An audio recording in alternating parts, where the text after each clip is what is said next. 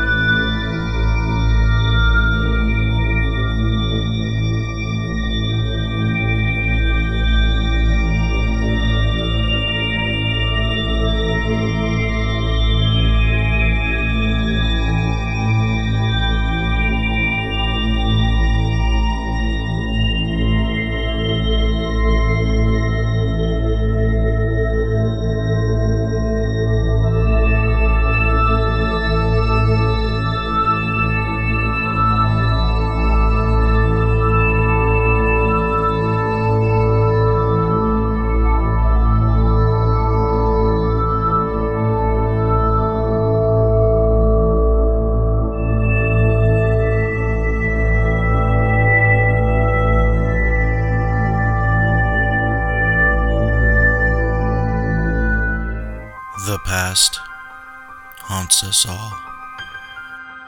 Whether it be a person, place, or thing, we are reluctant to let go.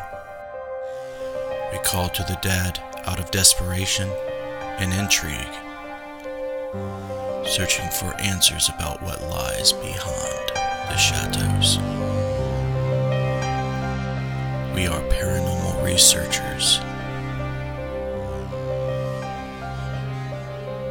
We are Necromancers.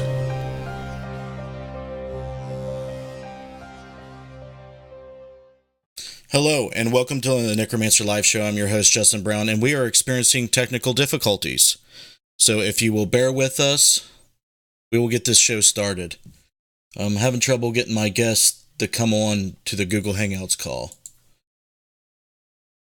So, I don't know what I'm going to do. Did you get the call? Like, I think I might have something here, guys. Can you hear me, Rich? All right, there. Okay, all right. So, just hang in there, all right, buddy? We're going to add the chat moderators on here. And we'll get it. We'll get it going. All right. All right. Okay. If you guys are new to the show, this is how it works. We're going to interview and talk to our guest, Rich Valdes, tonight. We're presenting episode 69, and it's going to be pretty cool. But this is how it's going to work. If you got a question for Rich, periodically, we're going to read the comments. If you would put your question down in the comments periodically through the show, we will read off your question in the comments. Feel free to interact. Feel free to share this video, and let's get it started. Is the girls ready? All right. I want to read Rich's bio, and we're gonna have a little paranormal discussion with him, and it's going to be awesome. Rich Valdes is a demonologist, investigator, and radio show host from Miami, Florida. Since 2005, Rich has been a co-founder of the Paranormal Consulting Agency, which focuses on helping people dealing with the paranormal. The work has been mentioned in books like Ghost Hunters of the South and State by State under Louisiana. Rich is also co-director for Bishop James Long's team, the Paranormal Clergy, and one of the 3 demonologists recognized by the United States Old Catholic Church and the Paranormal Clergy of the state of Florida. Rich is also a proud member of John Zaffis' team, PRSNE, the only team to represent PRSNE for the whole state of Florida. Rich is also the host of a popular radio show called Greetings from Beyond Radio, and his team has been featured in the popular cable TV show A Haunting for Season 9, Buried Secrets. So, without further ado, let's get Rich on here, and let's see if I can get the correct window captured to come on. That's not right, and let's see about that one. That's not right. Hangouts. We'll just do a screen capture. How about that? We'll just do a screen capture, a display capture. Okay, and we'll pick the right screen. There we go. And we're going to adjust it the way it needs to be adjusted. There we go. So now we can see Rich. What's going on, buddy? Well, we finally got you on. Everything's working now, so that's always good. Sometimes you have technical difficulties. Let me unmute everybody. All right, Rich, everybody's heard your bio. They pretty much know what to expect for the most part. But what I like to do on Necromancer is find out why people do what they do in the paranormal. Is there a particular reason why you study demonology? Is there a particular reason why you do paranormal work in the first place? Well, first things first, when it comes to demonology and the paranormal, the way I've been taught and mentored, both of them have nothing to do with each other. and one is paranormal research, the other one is theology. That oftentimes is the confusion that's entered into the paranormal field, and what you seem to see in a lot of the shows nowadays. They confuse, you see a lot of the people running around saying demon this, demon that, when in fact it should have nothing to do with it. So both studies are completely separate, if anything. The reason I studied demonology, to answer your question, it's I've always said, and it's something that Bishop Long agrees with me as well. It's not something you just wake up one day and say, I'm going to do this. It's basically a calling. So that being said, when it's a calling, and it's kind of like the Jonah and the whale story. You try and get away from it as much as you can, because that's not something you really want to do. And I did that for many, many years. I studied under two different individuals, Pastor Frank Marzullo, and then eventually down the road, Bishop James Long decided to mentor me, and for 5 years I mentored beneath him, and he taught me everything he knew. And as you know, he's an exorcist and also a demonologist, and he's a bishop for the United States Old Catholic Church, and it was an honor for him to actually recognize me and the United States Old Catholic Church as one of their 3 demonologists. So I do the paranormal on the side. The paranormal has always been my passion. Demonology is also my passion as well, but I would prefer to do paranormal over demonology any day. So, was there any particular reason you had a calling for the demonology work? It just kept popping into my space all the time, and oftentimes you have to stop and say, okay, why does this keep popping up? Why do I have an affinity for this and an understanding that other people don't have? And meanwhile, I was studying the paranormal, I was researching the paranormal, doing this on my own for many, many years, and then I had to pretty much break down and say, you know what, I need to study demonology. So my pastor of my church started teaching me anything and everything that had to do with angelology, demonology, occultism, anything that had to do with the black arts. You need to know these things in order to actually be considered a demonologist and recognized by any, religious body. So you mentioned you'd rather do the paranormal. Have you had any paranormal experiences in your youth or before you started getting into the paranormal research? Okay. Yes. When I was 15 going on 16, I don't recall, mind you, I'm 49, so my memories beginning to leave me. But I recall having a very lucid, very vivid dream. And in the dream, I felt like I was getting out of my aunt's bed. My aunt was Down syndrome, may she rest in peace. And I was looking out of her eyes. And as I got up, I noticed I was very, very small, very short, like her. And I walked towards the doorway.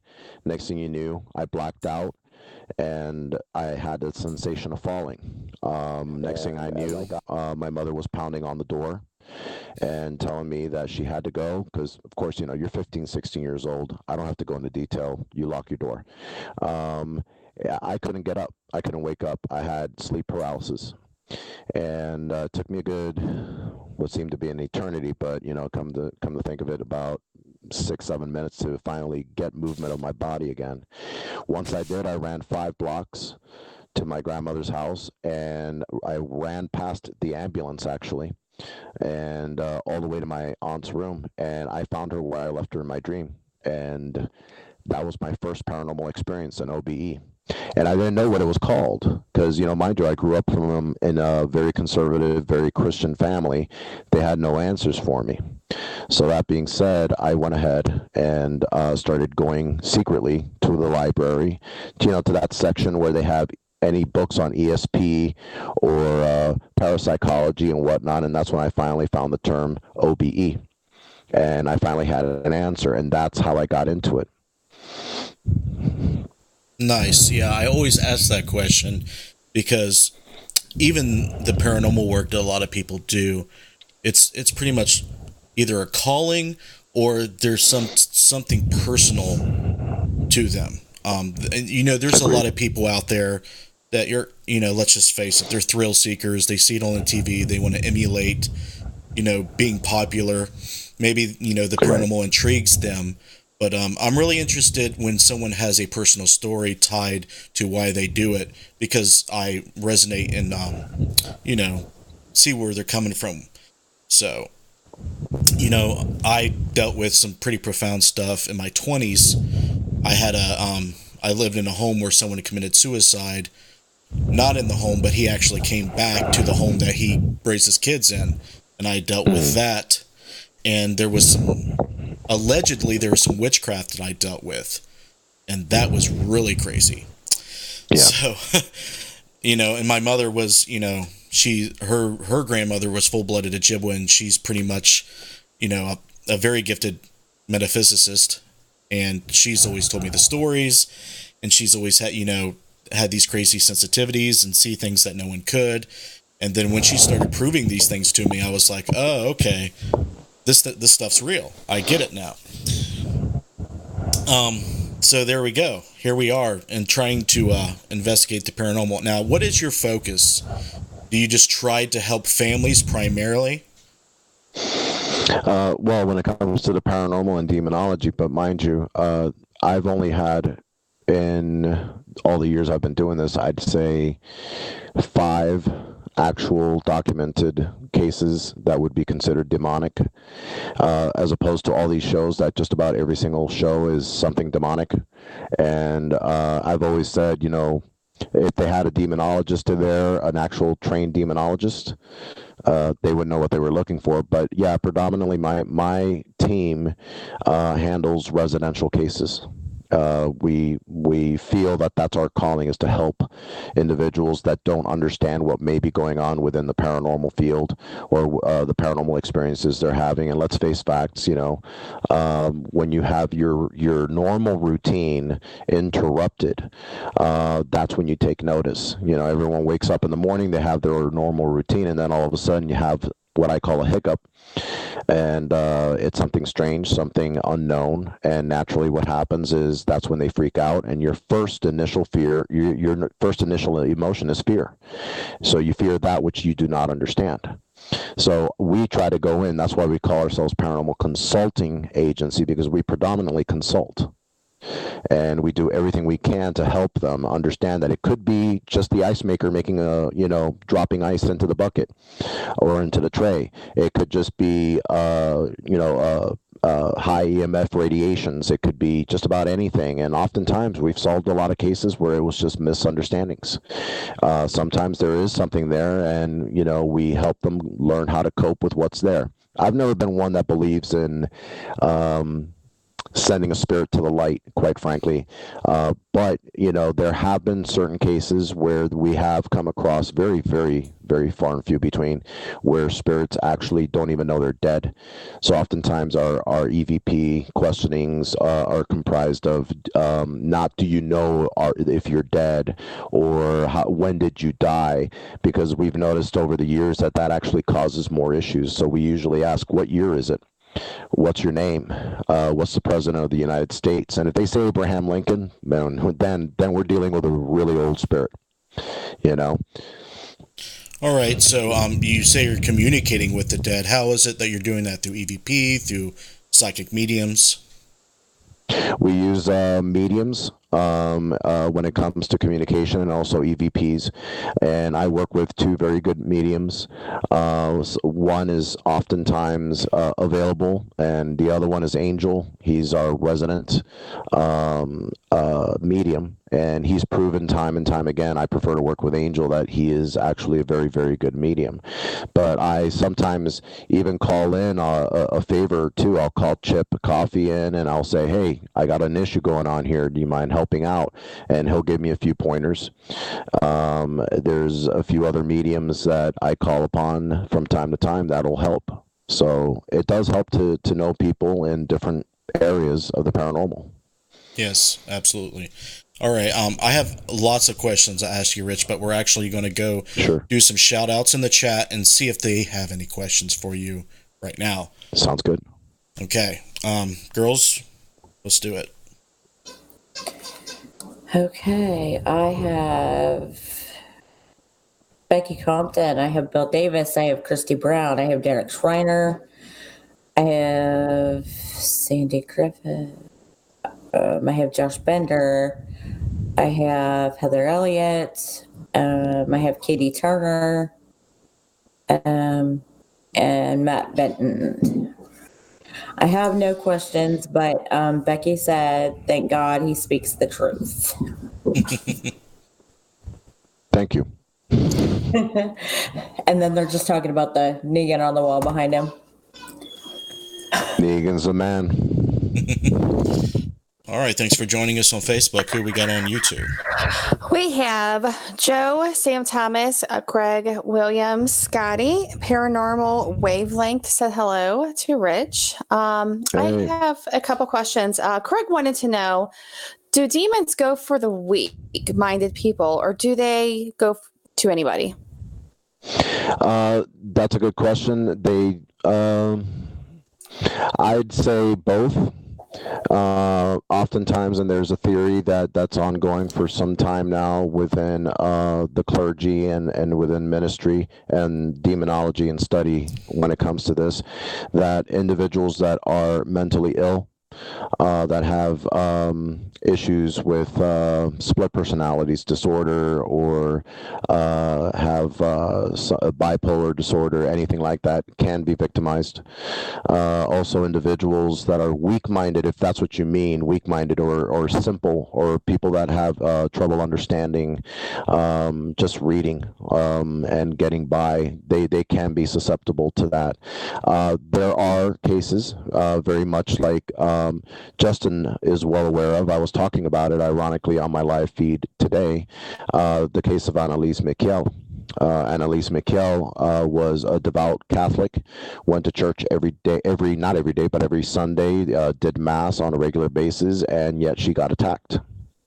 And this was a woman of faith, or a young lady, I should say, of faith, and she died a very tragic death. And it's really a battle of wills, and that's something that people need to understand when it comes to demonic activity. And I often refer to the fact that if you're weak-minded, if you don't know what you're dealing with, it can make you feel like you're being driven crazy, when in fact it's something demonic. So there's a lot of testing that demonologists and priests need to do in order to verify whether it's demonic or something else. That's why the church is very, very staunch about taking on cases nowadays where people come to them saying that they're demonically possessed. If you're demonically possessed, you don't know you are. It's right. Usually someone that lives with you, or your guardian, that's saying there's something up with Joanne or Marcus or whoever, and they bring that to the priest's attention or demonologist's attention. Then they have to do their testing. Sure. And that kind of leads into the question that I had. What do you personally look for when dealing with a demonic? Well, I really can't go much into that, unfortunately. What I will say is the basic questions I usually ask is sleep disturbances. And I usually ask this of the individual going through it and the people that live with the individual. Any change in personality, sleep disturbances, have they played or done anything with the occult as of late? Have they experimented with drugs? Believe it or not, that lowers your defenses. Have they been sick recently? That lowers your defenses as well. Oftentimes, and believe it or not, and I will give this little nugget of information just so I can make your show a little bit more interesting, Justin. 3 knocks on a door and there's no one on the other end. Usually, I don't know about you, I live in Miami. That's 305. Big shout out to everyone in Miami. If someone knocks on my door, I don't care if it's 1, 2, 3, 4, 5, 6 times. I'm going to look through the peephole or through the window before I open it. And I've never understood why people just go ahead and open the door. Usually, believe it or not, as simple as 3 knocks on the door and there's no one there, you can ask any priest, you can ask any individual that's been involved with demonology, do not open the door. That is an open invitation to a demonic entity. It's an actual mockery of the Trinity.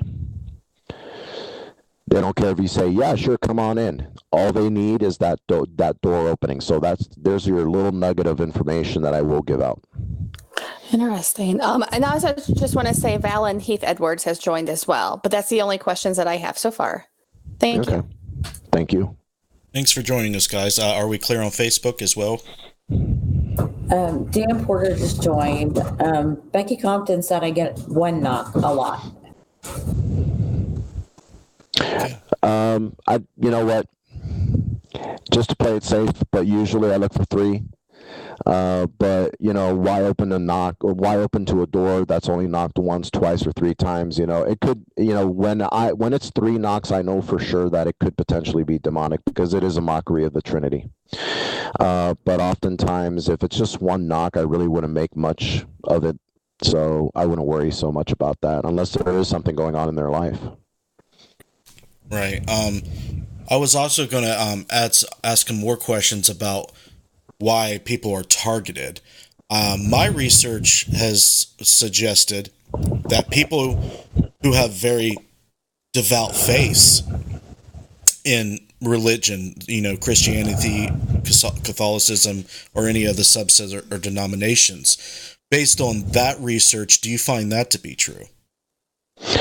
Actually, they're more of a challenge, and the bullseye is even bigger for them. So yes, I would say that they would be targeted even more, and not to discourage individuals from going to church or having any kind of faith in any religion, but would you rather bring home a trout, or would you rather bring home a marlin?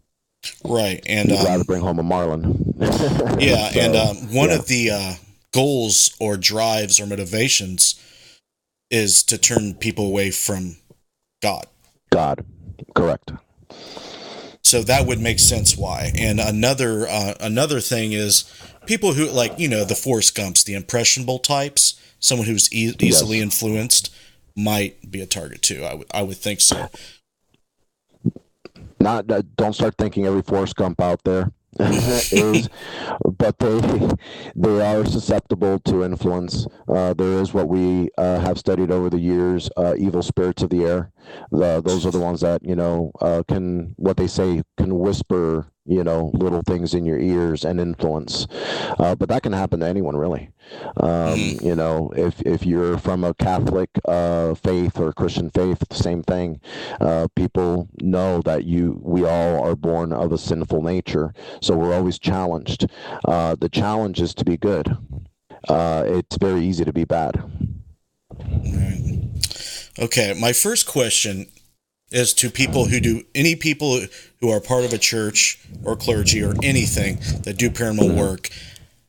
How is your paranormal work mesh with the beliefs of your church? Is there anything that they consider necromancy? Are you given that pass of necromancy when you do this type of work? How does that work, and how is it accepted, if at all? There's very far and few between. I think you'd have a better luck finding Bigfoot and the Loch Ness Monster playing poker before you find any church out there that is open to the idea of the paranormal. One of the many reasons that when I was approached by Bishop Long to work with him 10 years ago, and chose to work with him, is because he has this passion for the paranormal, always has. But he also is aware of the fact that there are a lot of people in the paranormal field that may come across something demonic one day, because let's face facts, we're poking around in the dark. We don't know what's behind every corner. It may not be a human spirit. And he knew, because there were a lot of paranormal teams reaching out to him saying, look, man, we've turned to this church, that church, and this church, and they won't help us because they don't believe in what we do. They think that what we do is, sinful, and it's bad. So he said, why isn't the church helping, when in fact that's what the church is supposed to do, is assist and help God's children?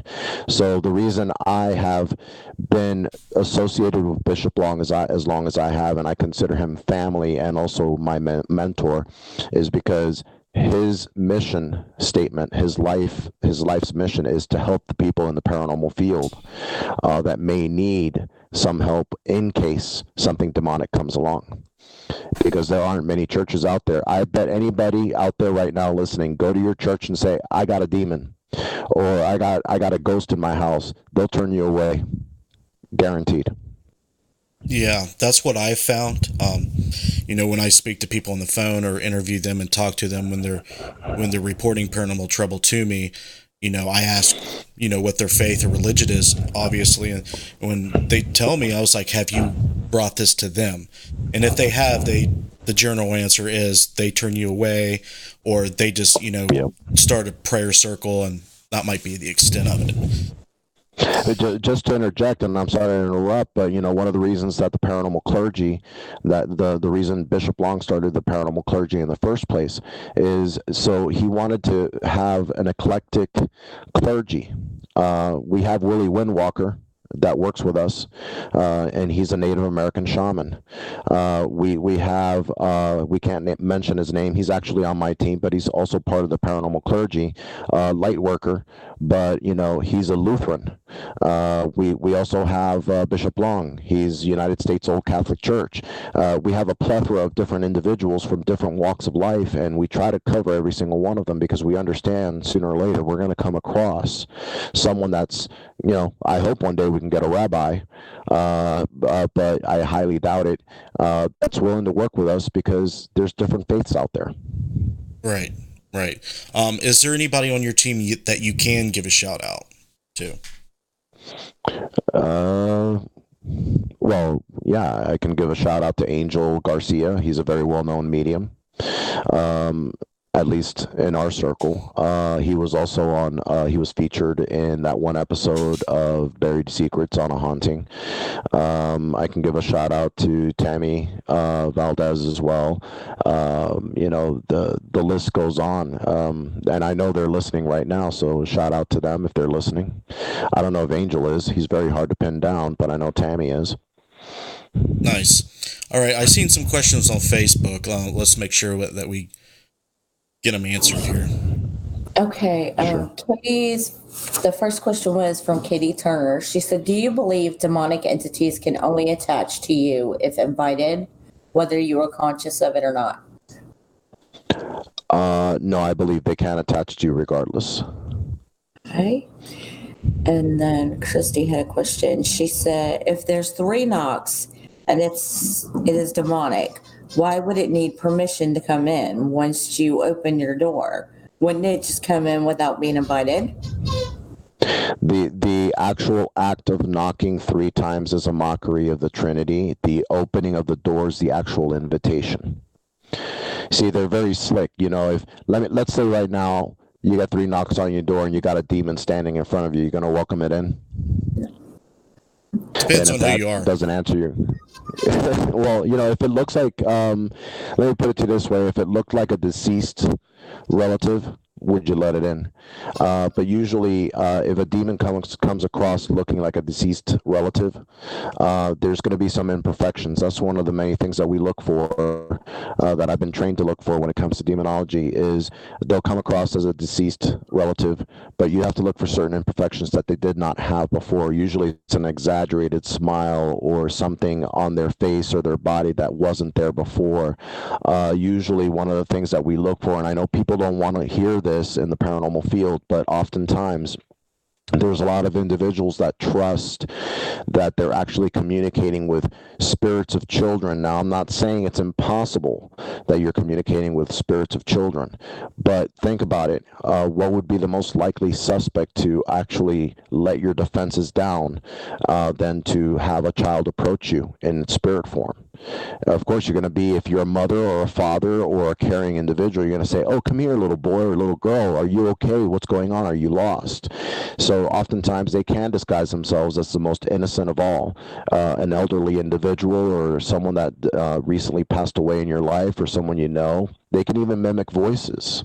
So it's very, very dangerous. But oftentimes the way they do this, and it's kind of like a spiritual law that we don't understand to this very day. I wish we could actually go and understand why they actually do this, but it's very slick of them to just knock 3 times, and the actual act of just opening the door is enough to actually welcome them in. All right. Can I add to that my own insight? Sure.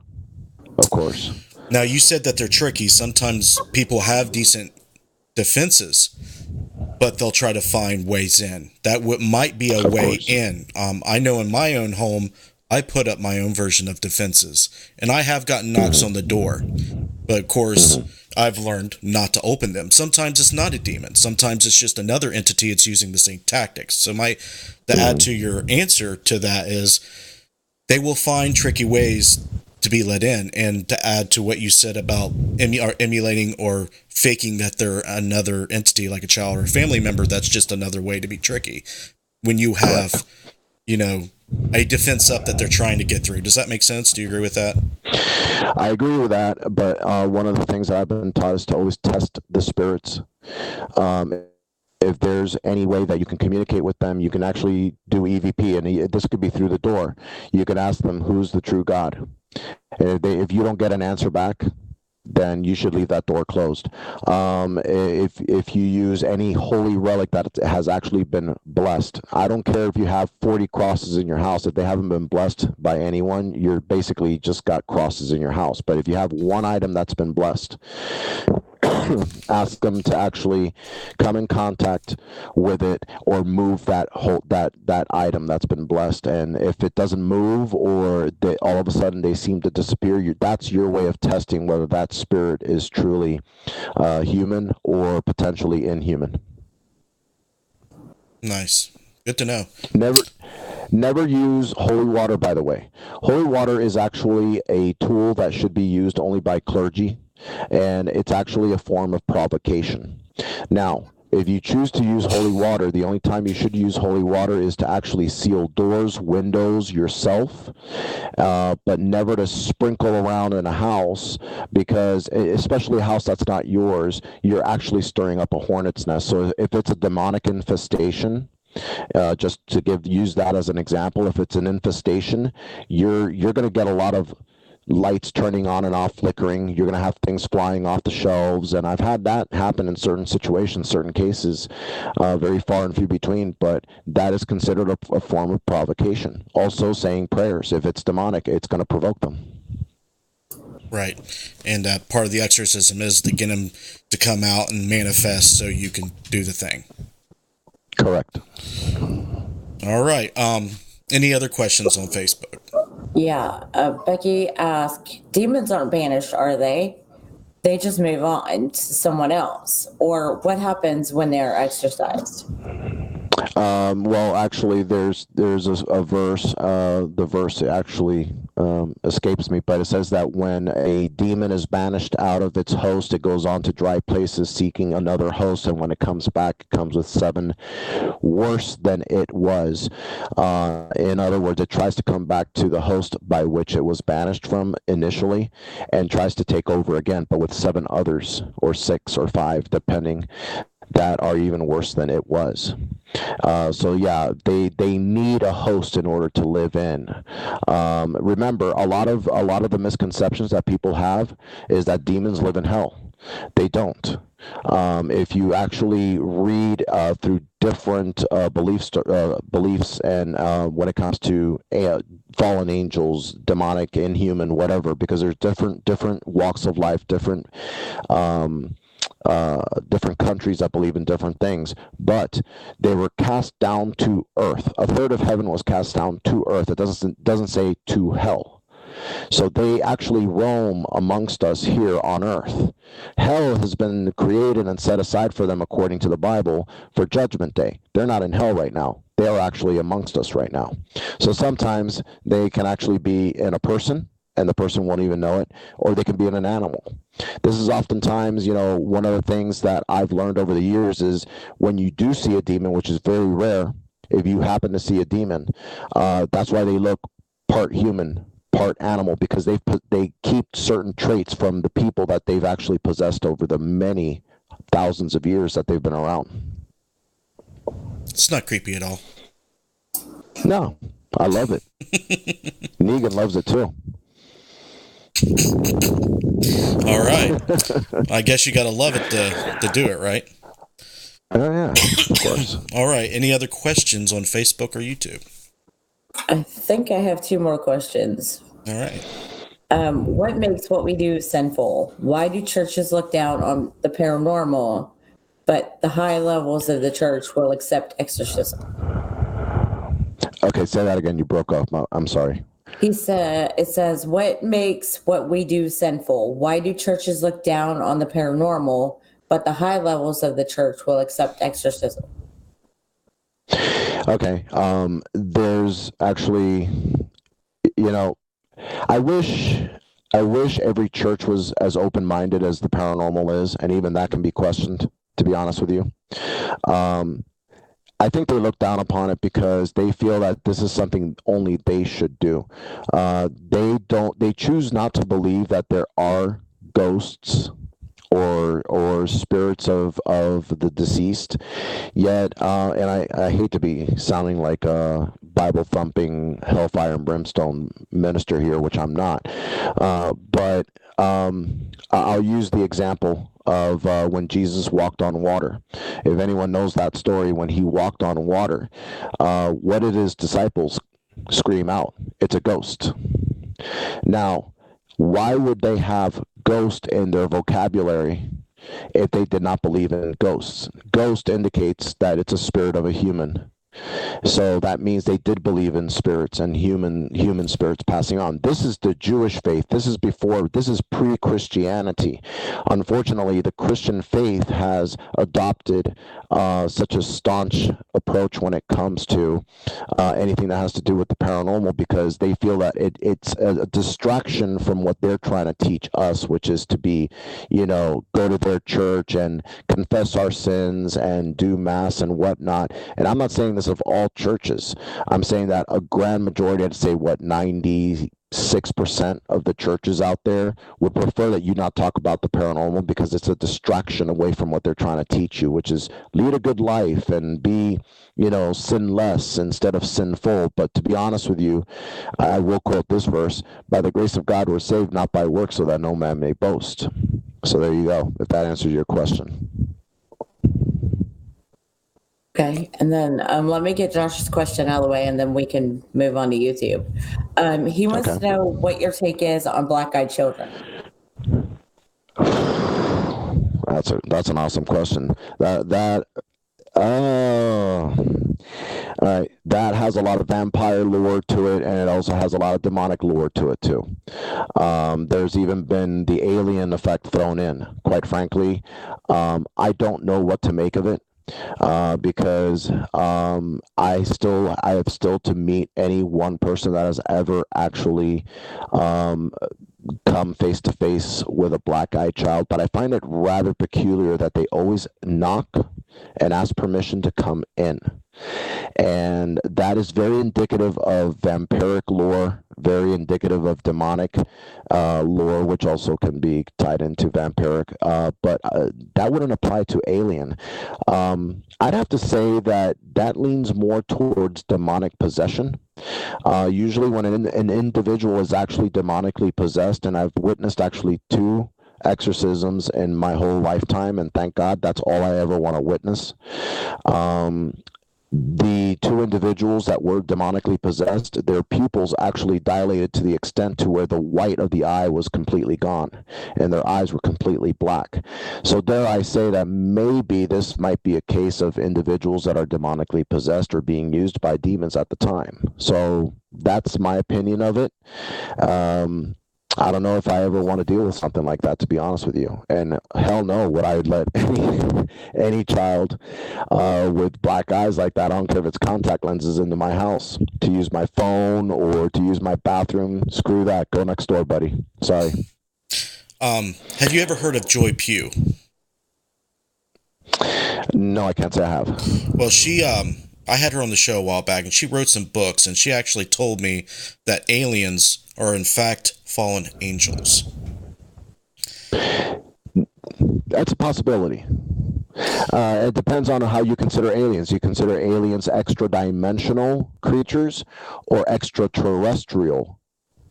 Right. It depends. I would say it would depend, but she did mention that aliens were fallen angels or / demonic, so that would tie into the black-eyed children theory that they are alien. I guess. It could be. I just thought I threw it out there. Anything on YouTube for Rich? Yes. We got 5.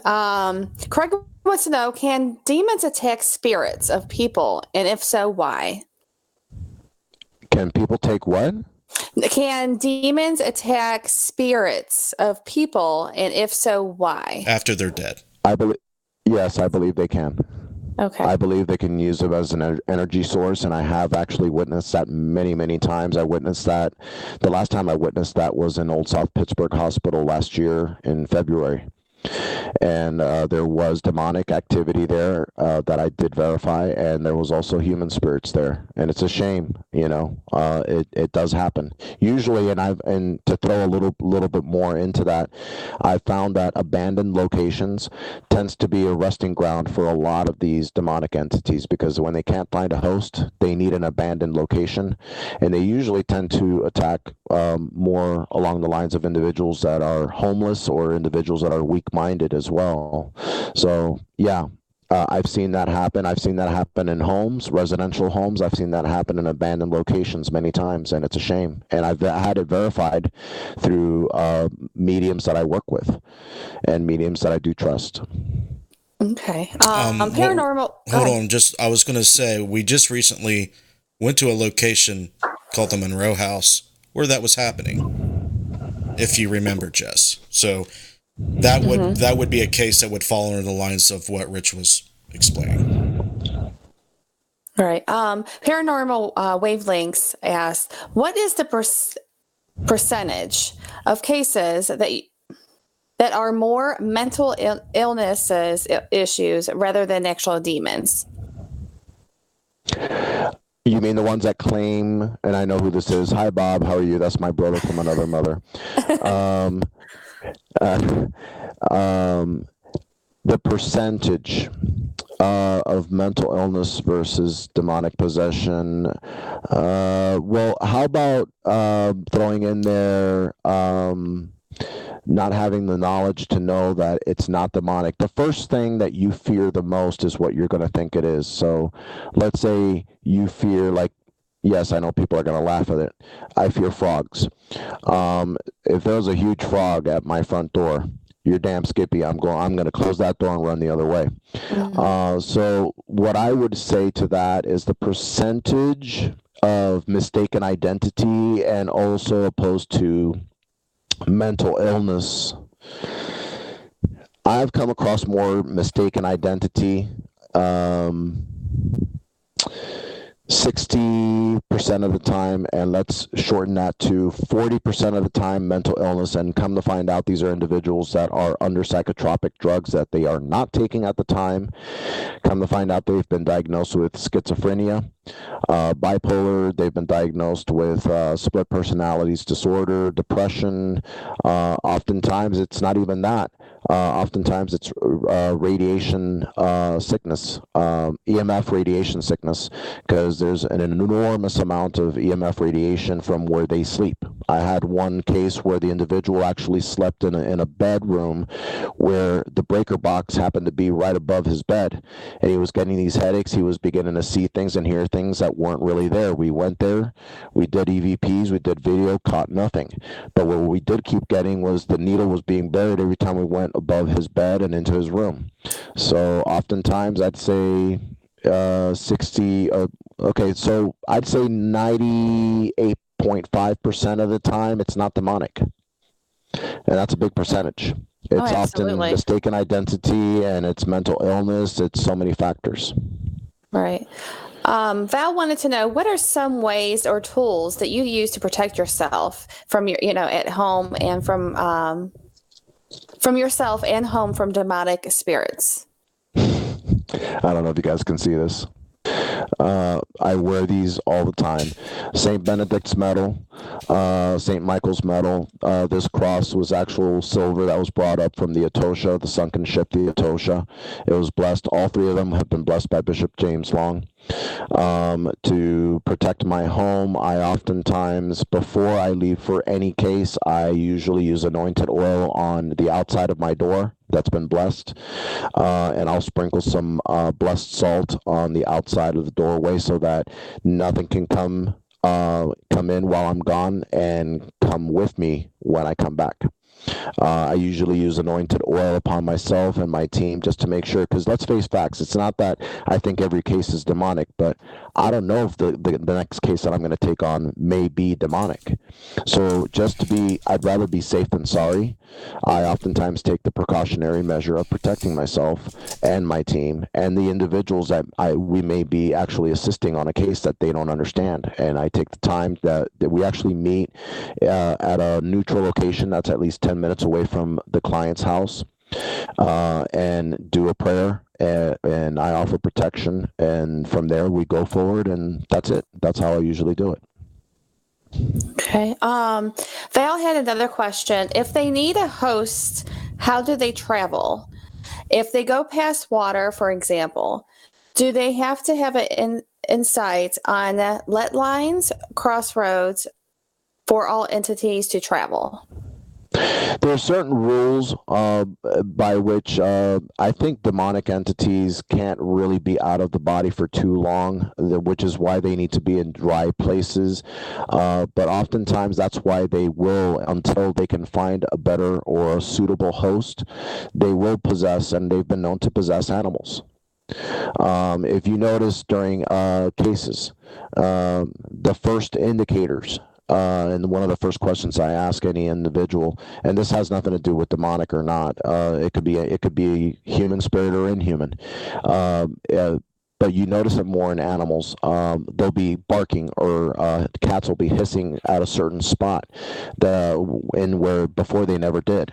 That can mean anything. It could be a human spirit, an inhuman spirit. But oftentimes, if it's an inhuman spirit, that cat's already been taken, that dog's already being used, and that's usually what happens. So they usually aren't out of a body for too long. That's why it's very dangerous. And just for the record, demonologists are not supposed to have the authority, and I don't have the authority, nor will I ever, to cast out demons. We can assist during an exorcism. We can actually, with the authority of the church and protection, if need be, if I'm at a different location where my bishop is or a priest is not available, I can actually do a cleansing of the house, a blessing of the house. But to do a solemn rite of exorcism or a minor rite of exorcism, I cannot do that. I am not authorized to do that, by the way. Okay. I had a question. With you doing your paranormal and your demonology stuff, what has been the biggest, like, oh crap moment that you've had? Wow. While I was a demonologist.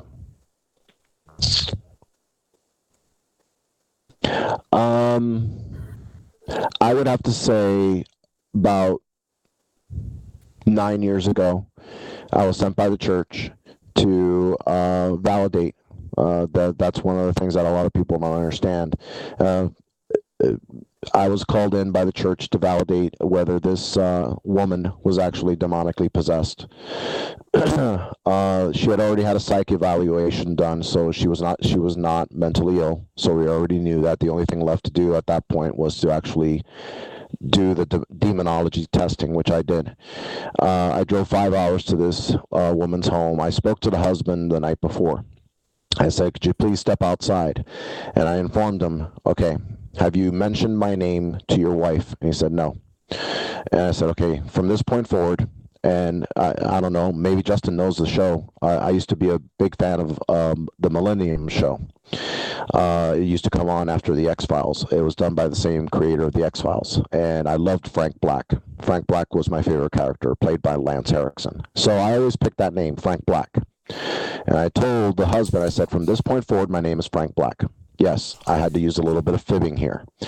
And when you're around your wife, make sure that you say, "Well, Frank's going to be here in 2 days, and he's going to interview you and do a few testings. Everything will be just fine." So in other words, his wife had no idea that my real name was Rich Valdes. I get there, and it's very ominous. I know I'm setting this picture, and I'm sure everyone knows the scene of The Exorcist, where they show the Exorcist outside the house, and he's looking up into the building towards the window where Reagan is waiting for him. And I got out of the car. I had my briefcase with me, and I'm looking out, and I look into the window, the second-story window, and the woman that I was supposed to be testing was sitting there by the window just smiling at me.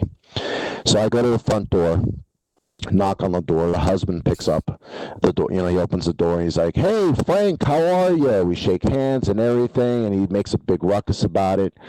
We go upstairs. He introduces me to his wife. Of course, I never mention any names of any of past clients or current. And he says, "Honey, this is Frank Black, and this is so-and-so." And I said, of course, I never come in contact with the individual that's believed to be demonically possessed. So what I did was I pretty much said, "Hi, how are you? Pleasure to meet you." And she said, "Hi, Rich, how are you?" Wow. That's when you have to have a poker face. So, right. I'm here thinking she's going to say, "Hi, Frank, pleasure to meet you," because I'm here taking things out of my briefcase, and she says, "Hi, Rich, how are you?" Wow. And then towards the end of the testing, she said, "Well, thank you for visiting with us, Mr. Valdes." I love Lance Henriksen, by the way. Yes, he's awesome, isn't he? As Pumpkinhead, as my favorite was Alien, the droid off Alien. Yeah. Okay, yep. I have one more question. Actually, real quick, Scotty had one, and I have one more. Then I promise I'll be done. Scotty wanted to know: are there any other ways, other non-religious methods for protection? I know you were touching bases on it. Yes. I honestly believe, actually, another individual that I consider to be a mentor, someone that I work with, John Zaffis, he's dealt with, he's had Buddhist priests actually come in and cast out what we call demonic entities. He's had many different people from different walks of life that he's worked with over the years. So yes, I do believe Native Americans can do this. They have their own way of doing it. It's just not the Catholic way. It's just that the Catholic way is what's been ingrained into everyone's mind because of the movie The Exorcist. But yes, there's the Native American way of doing things by bringing in a shaman. You have Buddhists. There's so many different walks of life. There's also Middle Eastern religions that are used that in certain situations, and they believe in very much the same thing. It's just that they call them different things. You say tomato, I say tomato. Same crap. Sure. It's just different ways of eating it. One last question for me. What is your thoughts on the movie? What was it? Emily Rose? Am I right on that? The Exorcism of Emily Rose, or yes. The Exorcism of Annalise McKeel. Emily Rose. That's the only one that I've seen. So, what is your thoughts on that? Well, it was a little joke there, but I guess, you didn't catch it. Her real name was Annalise McKeel. Oh, okay. She was German. Yeah.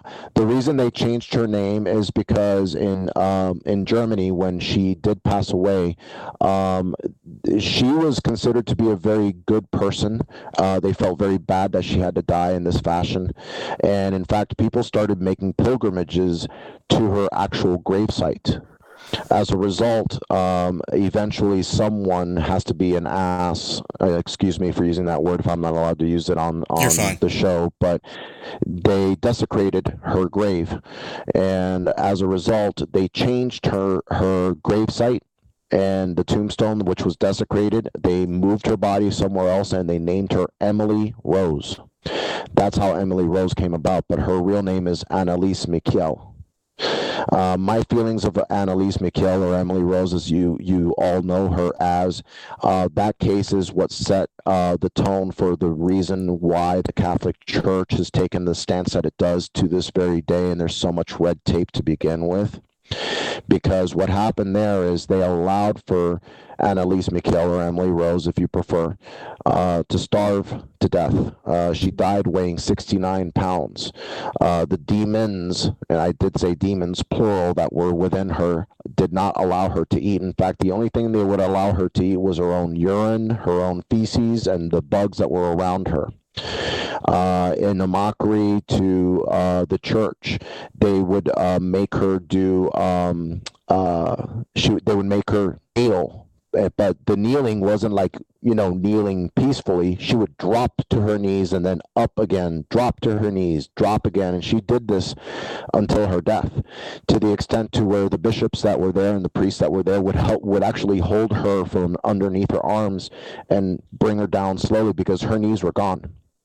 And what happened towards the end was the courts in Germany actually found it to be negligence on the part of the parents for allowing for her to go with no feeding tube, no EMTs, no blood pressure checks, no doctor's checks, because she had actually previously been diagnosed with grand mal epileptic seizures. They said that this was negligence on their part, and as a result, they arrested both the parents and the priests and put them in jail. So, to answer your question, I hope I'm answering correctly, because this is part of my speaking engagement.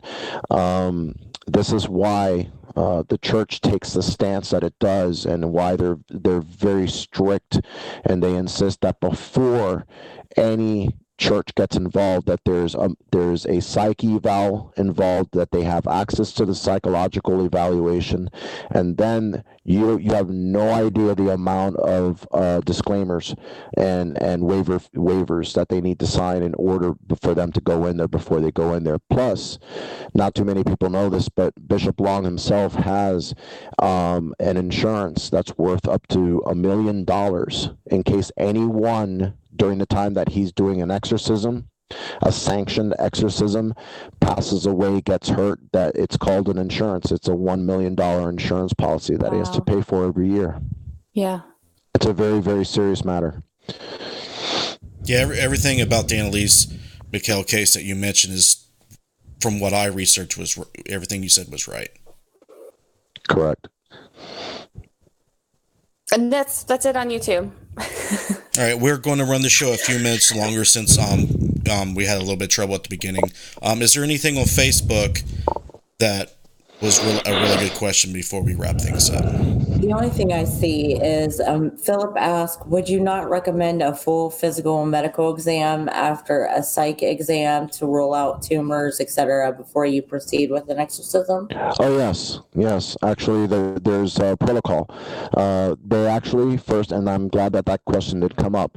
The first thing that's recommended is a full physical.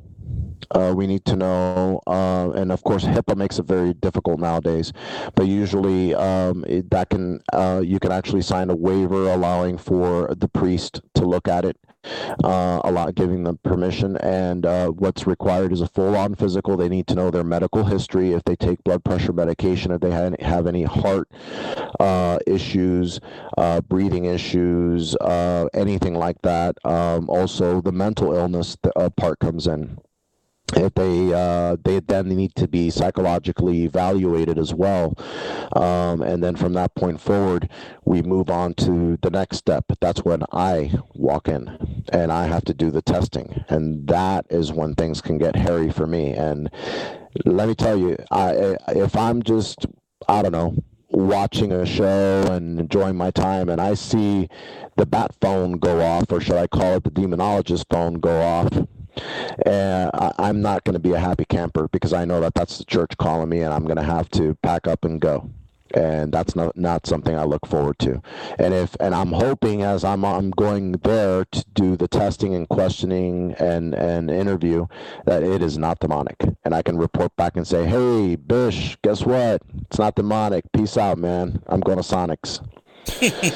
Now, I've actually spoken to several demonologists and people of the cloth and the clergy.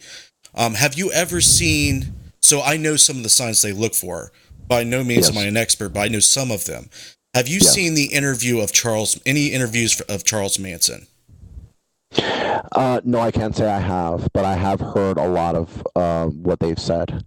The eyes stands out, and He the doesn't way he blink. speaks. He doesn't blink. Yeah, yeah.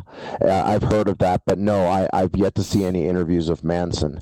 There is a documentary on Netflix, and I'm trying to remember the name of it. It's a gentleman's name and Father Amore or something like that. It's on Netflix, and I found that to be very interesting because in actuality they show an actual exorcism going on in there, which is very, very rare.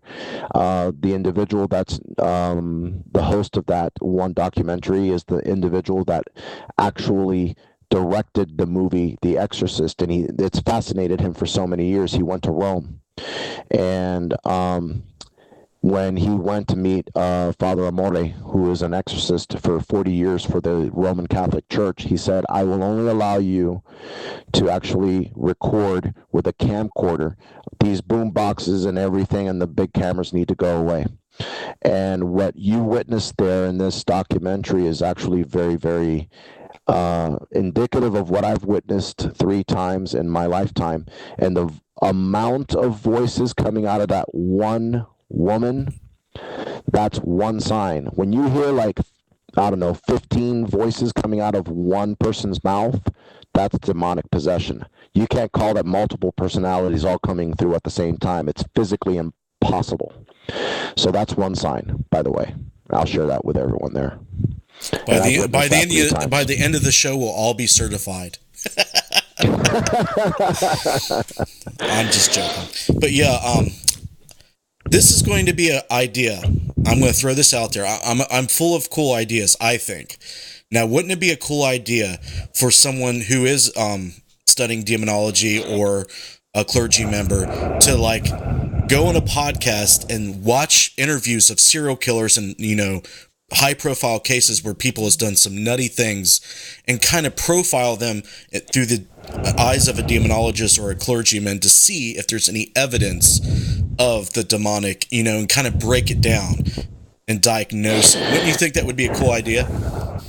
That would be a cool idea, and I'd actually be open to that because I'm always open to a challenge. But yeah, I never thought of it that way. I'll actually share something that happened not too long ago. In fact, 2 weekends ago, went to a known location which will go unnamed.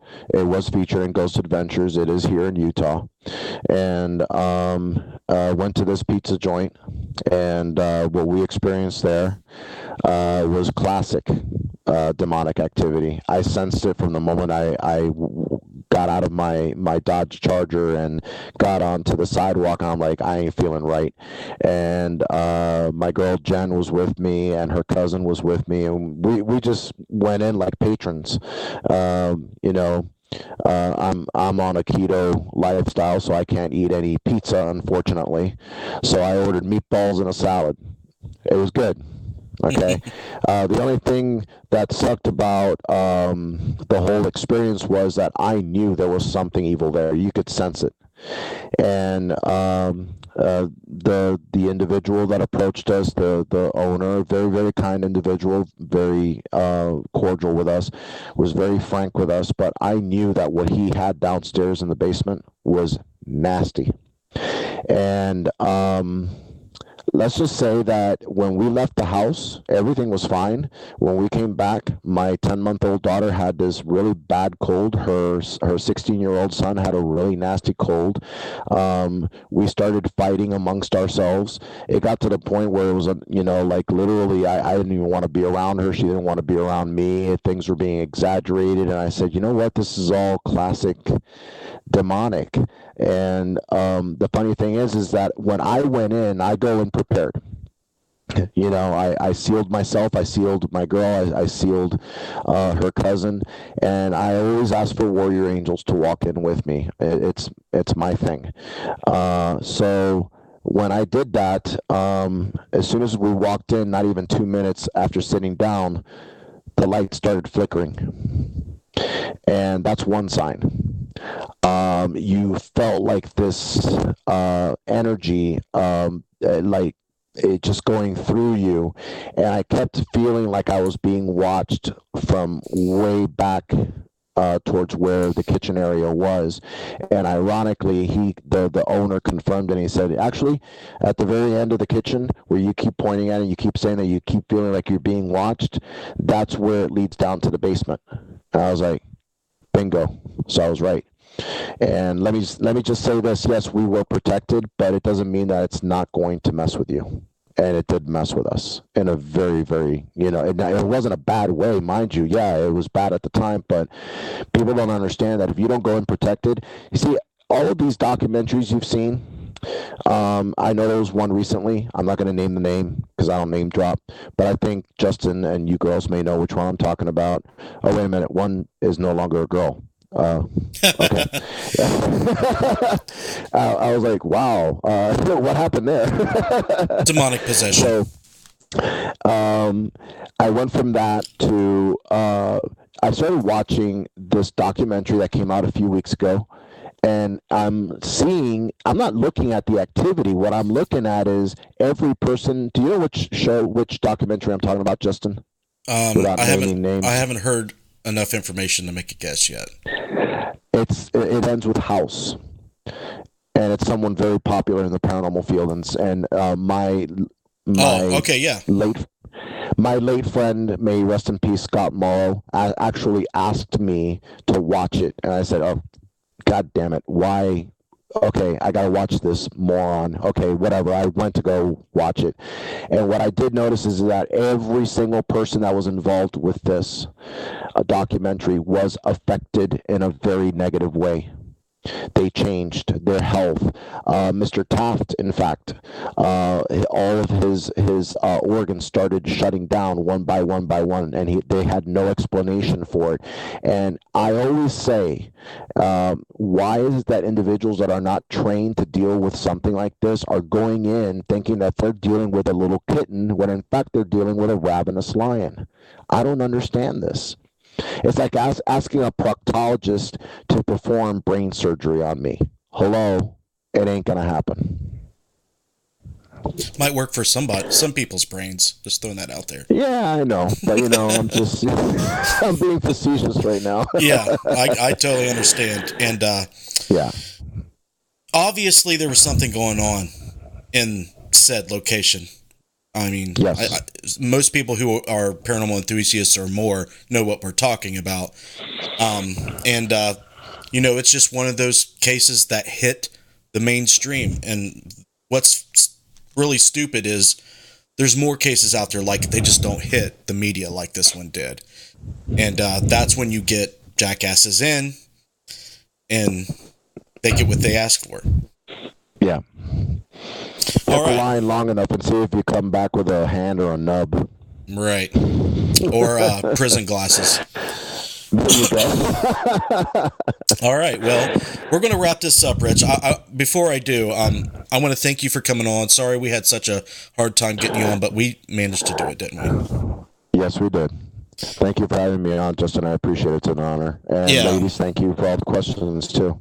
Yeah, and I'm glad that you came across my shows and what we do, and I'm glad because everybody I try to reach out to everybody because there's so much that I need to know and learn and be influenced by to continue my journey into the unknown and the paranormal and what's out there.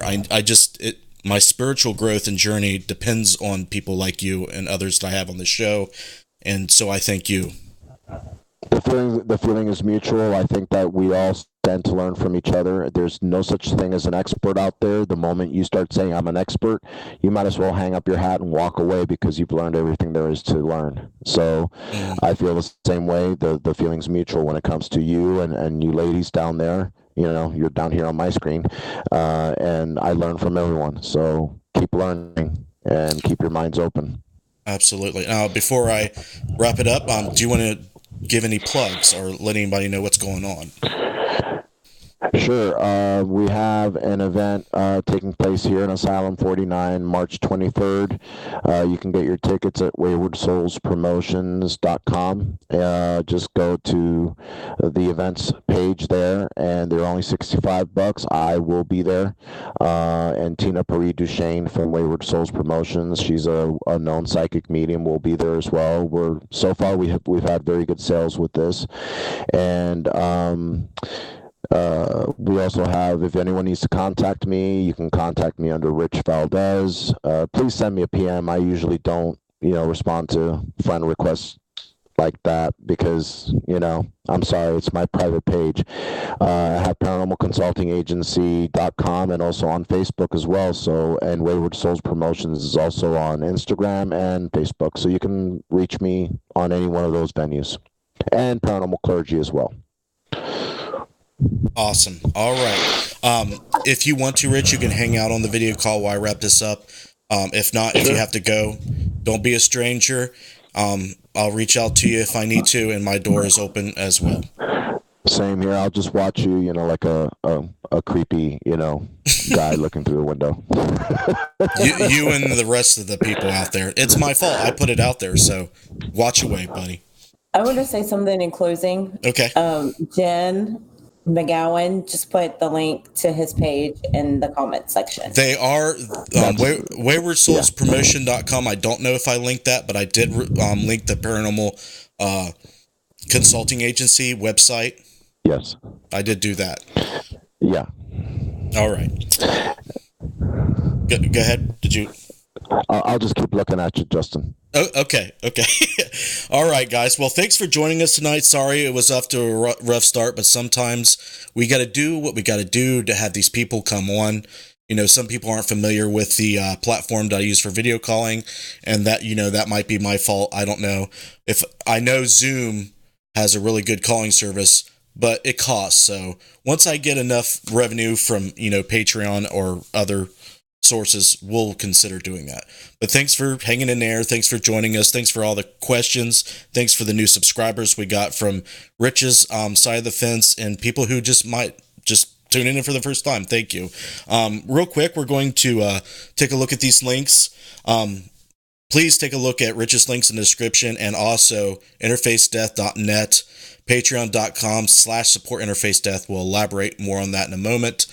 You could follow Necromancer Live Show on Facebook if you're watching on YouTube, and you can follow Interface Death on Twitter and Instagram as well. Now, Patreon is where we get our financial support for people who follow us and want to, support us.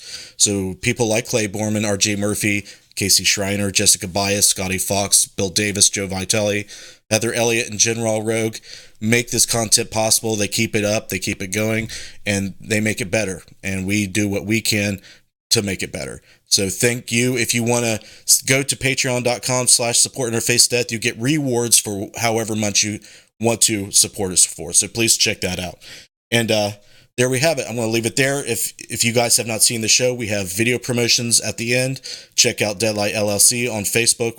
We do custom infrared lighting. And you guys are awesome. I love you all very much. Next week, we have whatever we're going to do on Paranormal Soapbox. The guest on next week's Necromancer will be Jason Snyder. Oh, Jason Snyder. We're definitely going to enjoy Jason Snyder's companies. All right, guys. We'll see you on the next one. You take care. You have a good night.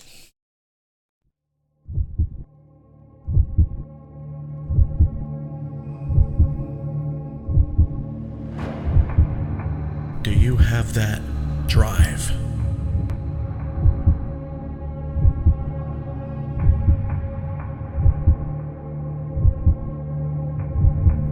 That morbid curiosity to explore the darkness?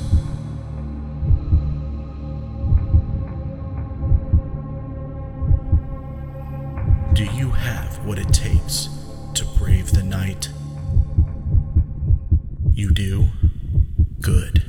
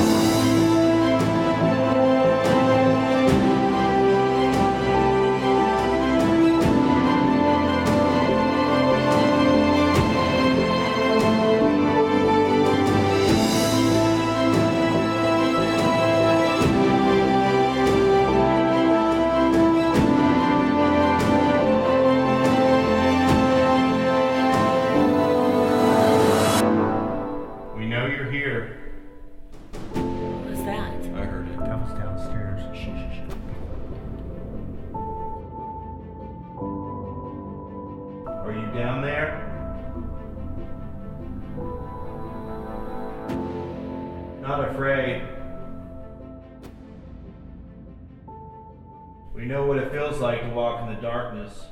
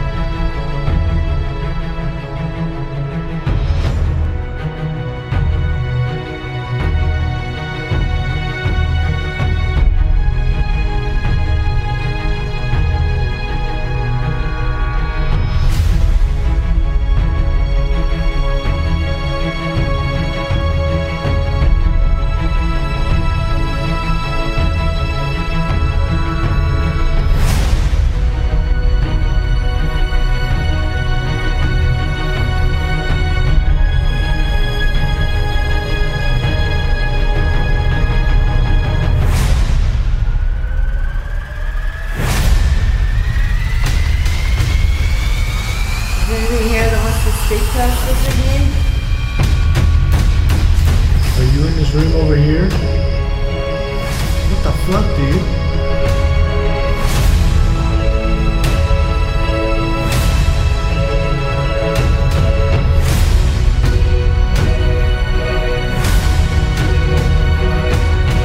Whoa. That's weird. You didn't do anything, right? No, it just turned. Was Justin too close? No, And then he opened that door and it went off. Yeah, exactly. Did you just run out of there?